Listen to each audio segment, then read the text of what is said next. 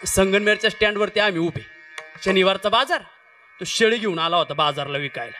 विद्वत्ता सांगतोय बरं, तो असा लांब उभा ना, असा तिरका पाहायचा माझ्याकडं. मला रावलं नाही, मी जवळ गेलो. म्हणलं दादा काय झालं, तुम्ही लय रागात पाहू राहिले माईक. आणि महाराज काय?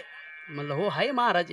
माऊलींनी भिंत चालवली, रेडा बोलावला, तो आहे का काही सामर्थ्य? म्हणलं आम्ही माऊलींची लेकरं आहेत, आम्ही ज्यांची बापापेक्षा माया अपारे आणि मायेपेक्षा जास्त प्रेम अपारे ना, ते माऊलींचे आम्ही लेकरं आहेत. बाबा पण तुम्हाला झालं तरी काय? म्हणे आपल्याकडे शेळी, म्हणे आत्ता बाजारात विकायला आणली. तर आपली शेळी बोलून दाखवली ना, पट्ट्या तुला 500 रुपये देईन. आता आम्हाला भेटला नमुना. म्हणलं आपलं 500 रुपयात भाडं सुटं. गुरुजींना म्हणलं तुम्ही उभे राहा. अशी पुढं घेतली मी. आधीच शेळीच्या कानात सांगितलं, म्हणलं शेळी नाही बैरी असू. शेळीला कानात सांगितलं, शेळीचा कान धरला. विद्वत्ता सांगतोय बरं, मी विद्वत्ता असावी.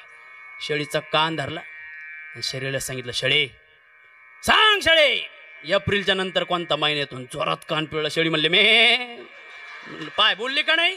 पाय बोलली का नाही? तू म्हणे हरव बोलली कडे. अजून एकदा शेळी बोलून दाखवतो, घे इकडे फिरून.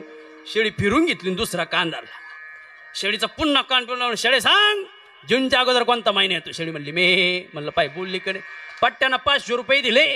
विद्वत्त माणसाकडे असावी विदनप्तम सुजनत्वम. जीवनात नातेवाईक चांगले भेटतील आम्हाला सांगता येणार नाही सज्जन.